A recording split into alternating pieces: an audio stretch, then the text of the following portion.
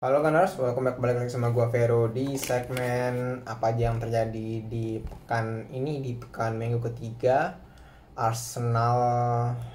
Pekan ini ya, kurang lebih pekan berita yang bisa kita bahas lah seputar di minggu ketiga ini. Mumpung Arsenal IPL lagi libur, kayaknya segi libur, dan terdapat beberapa menarik seperti misalkan ternyata Arsenal ngincer ngelandang Dortmund, satu gandang kreatif sebenarnya yang gue pengen tuh Arsenal dari dulu. Siapakah yang akan kita bahas? Dan juga bagaimana Ramsdale yang sudah tidak makin bahagia lagi. Miris nggak sih? Kenapa nggak bahagia? Emang sih kalian tahu, tapi kenapa nggak bahagianya lebih lengkap? Langsung kita bahas. Oke, pertama dari yang sedih-sedih dulu biasa-biasa, yakni bagaimana secara resmi akhirnya FA menegur, memberikan peringatan, kayak surat peringatan resmi ke Arsenal kalau misalkan lu pernah kerja atau pernah kuliah di organisasi waktu kuliah nggak masuk berapa hari dikasih surat peringatan satu, kalau nggak lagi di surat peringatan dua baru terakhir pecat gitu ya.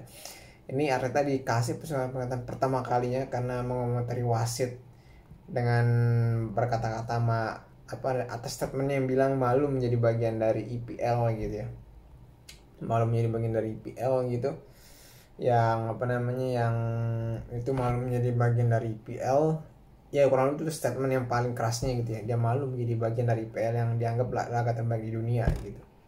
Terus kemudian kita bahas lagi ada Ramsdale yang ternyata setelah diwawancari ayahnya, dia berkata Ramsdale sudah mulai berkurang senyumnya. Kan kita paham bahwa orang Ramsdale itu orang yang selalu kayak tengil, kayak sampai senyum tengil gitu. Ternyata setelah dari berita ini cukup mengagetkan ya, berarti emang lagi menurun.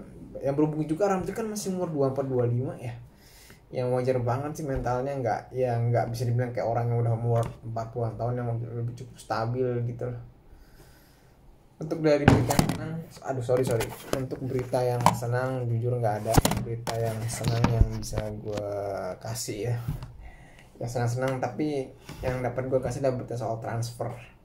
Oh ya, mungkin berita senang yang biasa gue kasih adalah bagaimana statement Julian Nagelsmann, pelatih sementara Jerman, yang akhirnya memberikan Havertz sebagai back kiri, tapi bukan back kiri klasik, tapi back kiri kayak Zinchenko. Wah, apakah ini bakal diterapkan Arteta juga?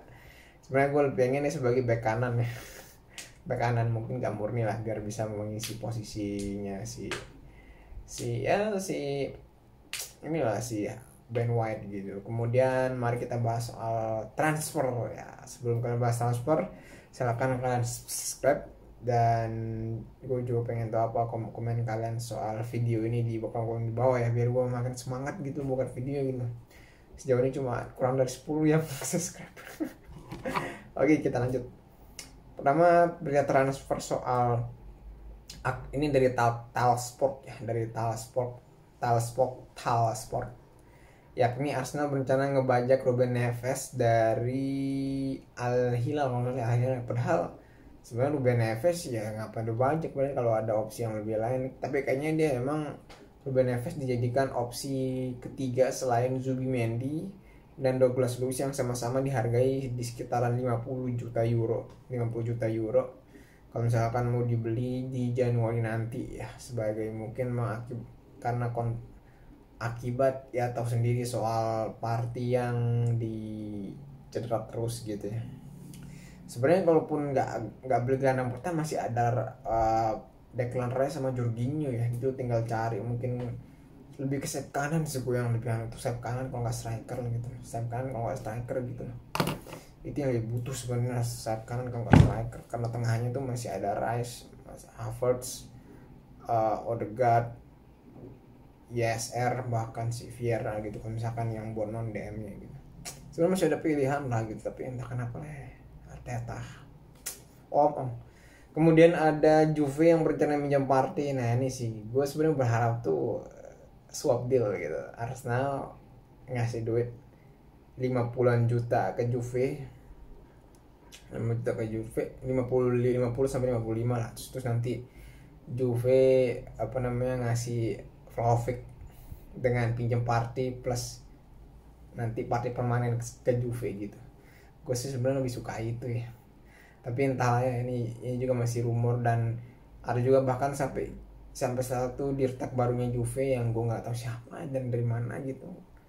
Giantoli namanya itu udah pergi ke London gitu.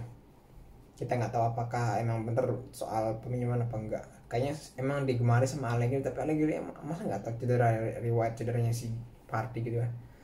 Apalagi Partey udah 30 juga sih, wajar emang ada rumor-rumor seperti itu. Kemudian ada Mourinho sama Milan yang mau minjam Kiwior.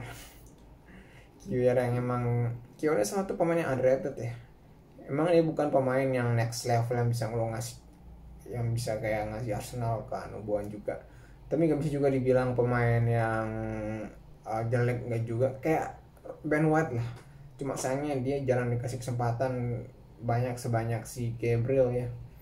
Tapi setiap kali dia main tuh dia nggak terlalu sering ngelakuin kesalahan, makanya gue bilang underrated sih, underrated. Cuman entah kenapa di Arsenal kurang dimaksimalkan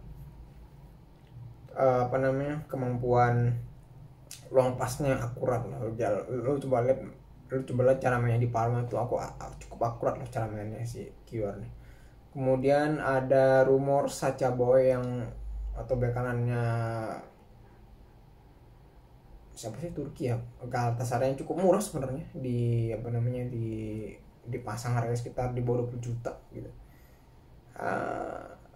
Oke aja sih sebenarnya, bagus juga misalkan ada bek kanan masuk, tapi ini lebih ke musim panas sih buat gue. Pokoknya kiper kalau misalkan Ramsdale out, bek kanan itu oke kalau di musim panas nanti. Tapi sekarang sih nggak terlalu, kan opsi buat tengah kiri kanan tuh udah cukup banyak lah. Selama Saliba nggak tuh tetap cukup stabil lah di pertahanan. Yang terakhir yang gue cukup suka ya, walaupun sebenarnya masih rumor lah, nggak bisa dipastikan juga sih ya, itu adalah Julian Brand yang akhirnya sempat dilirik sama Arsenal lagi. Gila sih, makanya gue heran ya kenapa dulu tuh Arteta tuh memilih Havertz timbang Julian Brand ataupun opsi gelandang kreatif lainnya di luar sana yang mungkin bisa di bawah harga 50 juta gitu loh. Tapi entah kenapa Arteta milihnya Havertz yang cukup agak lambat sebenarnya adaptasinya gue lihat ya. Walaupun mulai agak balik, tapi ya mungkin karena kekuatan fisiknya aja sih yang sebenarnya dan kemampuannya buat main sebagai false nine aja ya, itu aja mungkin. I don't know. Tapi gue suka sih juga berani karena dia udah terbiasa main sistem di bawahnya Marco Reus, bermain cukup pragmatis di bawahnya siapa nih, Edin Terzic, counter juga bisa gitu, bermain sayap kanan sebagai Edin Terzic kan bagus kan tuh sayap kanan gitu.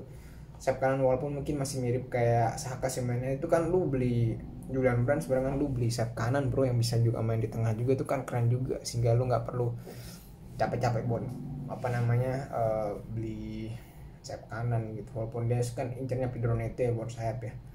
Terus kemudian ada lagi pokoknya gue cukup senang si Tempelnya, apalagi juga pernah bermain high pressing tinggi mungkin di bawahnya siapa sih ya, pokoknya sebelum Marco Reus siapa lah gue nggak tahu, itu juga bisa gitu. Cuman lah gue oke, itu aja dari gue.